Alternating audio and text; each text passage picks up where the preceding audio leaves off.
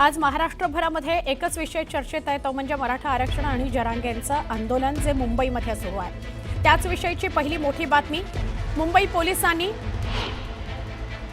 जरांगेंना notice पाठवलेली आहे। कोर्टाच्या निर्देशांनंतर नियमांचं उल्लंघन केल्याप्रकरणी मनोज जरांगेंना नोटीस पाठवलेली आहे। या नोटिशीमध्ये आझाद मैदान लवकरात लवकर रिकामं करा अशा सूचना पोलिसांनी दिल्या आहेत। आंदोलन करण्याकरता न्यायालय आणि पोलीस यांनी देण्यात आलेल्या अटी आणि शर्तीचं पालन केलं जात नाहीये, वारंवार उल्लंघन होत आहे। त्यामुळे आंदोलनाची परवानगी नाकारण्यात आलेली आहे। लवकरात लवकर आझाद मैदान रिकामं करावं अशी नोटीस पोलिसांनी जरांगेंना पाठवलेली आहे। जरांगे पाटलांच्या कोर कमिटीला पोलीस बजावून सांगतायत की लवकरात लवकर आझाद मैदान रिकामं करा, पत्रात असं म्हटलेलं आहे। तसंच पत्रात जरांगे यांनी प्रसार माध्यमांवर केलेल्या वक्तव्याचीही पोलिसांनी दखल घेतलेली आहे। आमचे प्रतिनिधी कृष्णा आवटी यांच्याशी बोलूया। कृष्णा, काय अधिक माहिती? मुंबई पोलिसांनी आता नोटीस धाडलेली आहे। काल कोर्टानं असं म्हटलं होतं की हा सगळा जो परिसर आहे, बाहेरचा परिसर आझाद मैदानाच्या, तो रिकामा करा। आज मुंबई पोलिसांनी नोटीस पाठवलेली आहे की आझाद मैदान पण रिकामं करा, कारण परवानगी नाहीये तुम्हाला इथे आंदोलनाची।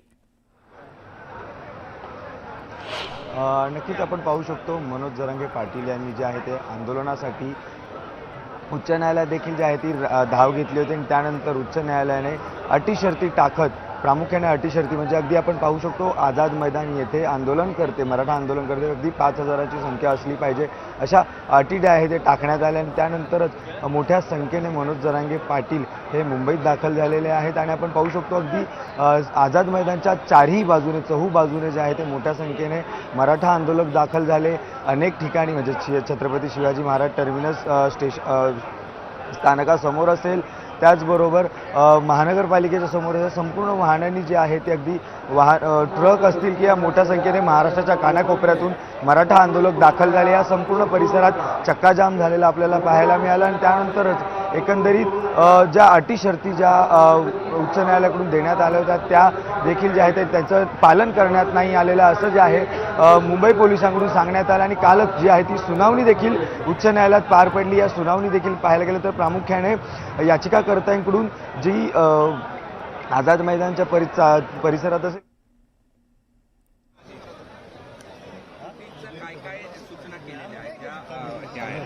नाही, कालच्या आपण सूचना पाळल्या, तुम्ही बघितलं रोडवर बऱ्याचशा गाड्या खाली झालेल्या आहेत। आपण ते माझ्याकडे बसण्यापेक्षा तुम्ही रोडच्या बातम्या दाखवल्या पाहिजे। काही ठिकाणी आणखी पण गाड्या आहेत, ज्या ठिकाणी शाळा आहेत, कॉलेज आहेत, अशा ठिकाणी पण गाड्या आहेत। नाही, गाड्या बऱ्यापैकी खाली झालेल्या आहेत, बॅक साईडला पण आहेत गाड्या बऱ्यापैकी खाली झालेल्या आहेत आणि त्याला वेळ दिलेला आहे कोर्टाने 12-1 वाजेपर्यंत वेळ दिलेला आहे, तर त्याप्रमाणे ते खाली करतील। ठीक आहे, हिंदीमध्ये घेऊ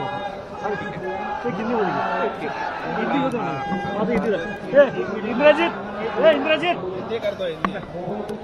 सर, जिस तरह से कि योगी साहब सर हिंदी करतोय सर, हिंदी चालू दे ना, मग हिंदी मराठी काय चालू दे, कॅमेरा चालू जे असेल ते चालू दे। वकील साहेब, अरे नाही घेतला रे, मराठी घेतला तर मी परत कशाला आता या सगळ्या हे जरांगे यांचे वकील आहेत आणि त्यांनीच काल कोर्टात बाजू मांडली। तर नियमांचं उल्लंघन केलं जात आहे जरांगेंकडून, त्यांच्या आंदोलकांकडून, असं जेव्हा त्यांना विचारण्यात आलं तेव्हा ते म्हणाले की नाही, 1 वाजेपर्यंत वेळ त्यांना दिली आहे गाड्या खाली करण्याचे, तर ते करतील गाड्या खाली, असं त्यांनी म्हटलेलं आहे, आश्वासित केलेलं आहे जरांगेंच्या वकिलांनी, जरांगेंच्या वतीनं आणि आंदोलकांच्या वतीनं की कुठलेही आंदोलक धुडगूस घालणार नाहीत आणि कोर्टानं सांगितलंय त्या आदेशाचं पालन केलं जाईल असं स्पष्ट केलेलं आहे जरांगेंच्या वकिलांनी।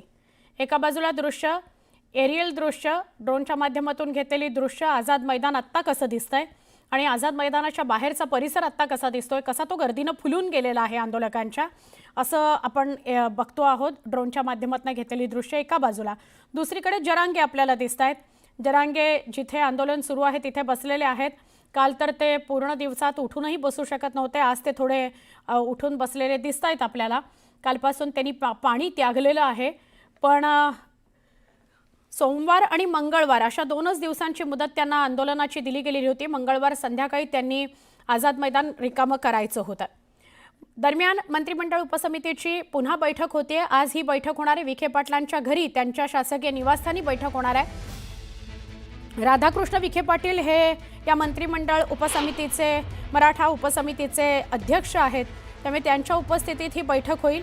एका बाजूला नवा GR आणण्याचा प्रयत्न सरकार करतं आहे आणि त्या GR मधल्या मुद्द्यांसंदर्भातच कदाचित या बैठकीमध्ये चर्चा होणार असू शकते. पुढच्या बातमीकडे आपण बघतोय.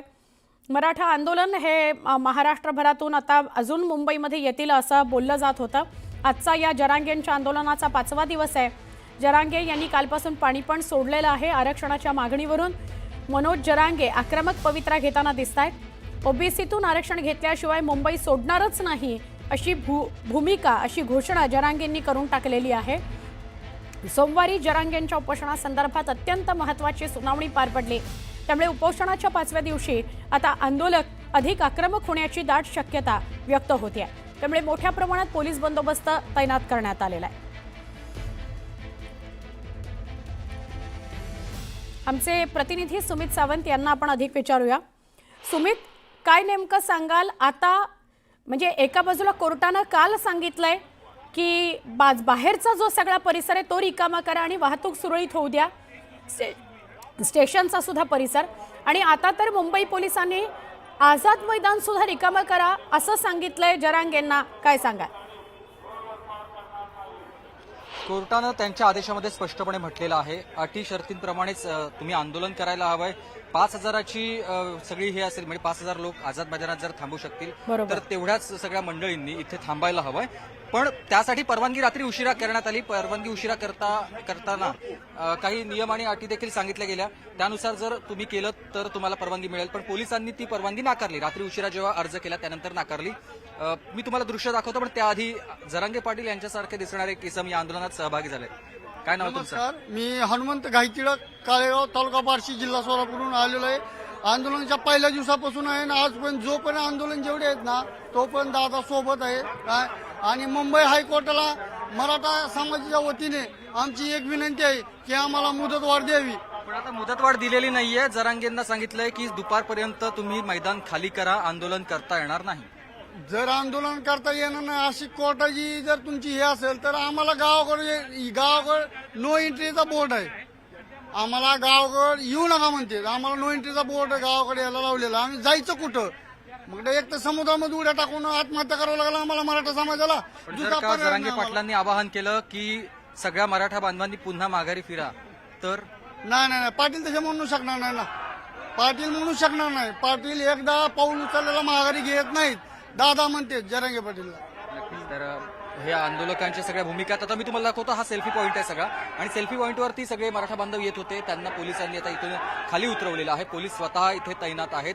हा महानगरपालिकेकडे जाणारा मार्ग आहे, जो महापालिका मार्ग म्हटला जातो, जो जातो मेट्रो सिनेमापर्यंत. आणि फक्त मेट्रो सिनेमापर्यंतच या वाहनांच्या सगळ्या रांगा लागलेल्या आहेत. ज्या मराठा बांधवांनी आणलेल्या आहेत त्यांची वाहनं आहेत ते इथे गाड्यांमध्येच राहत आहेत. याच गाड्यांमधून जेवण आणलं जात आहे आणि शेजारीच तिथे पुढे आझाद मैदान आहे. तर दुसऱ्या बाजूचा मी मार्ग आता तुम्हाला दाखवतो. हा मार्ग जातो जे पुलाकडे, म्हणजे जे पूल ईस्टर्न एक्सप्रेस वे पर्यंत जाणारा द्रुतगती मार्गावर जाणारा रस्ता आहे, जो गेल्या 2-3 दिवसात बंद होता. तो आता सुरू झाला. तिकडे पोलिसांची आपण बघतोय मोठी फौज उभी केलेली आहे.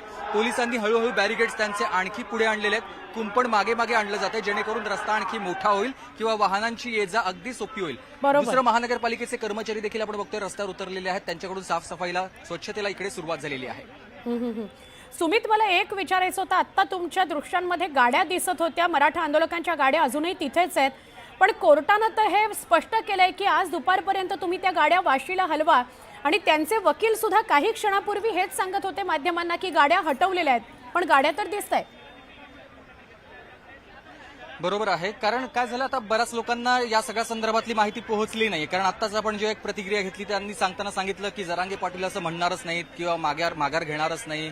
त्यामुळे त्यांच्यापर्यंत निर्णय पोहोचलेला नाहीये. पण पोलिसांनी हळूहळू ज्या काही सगळी इथे वाहनं उभी होती आता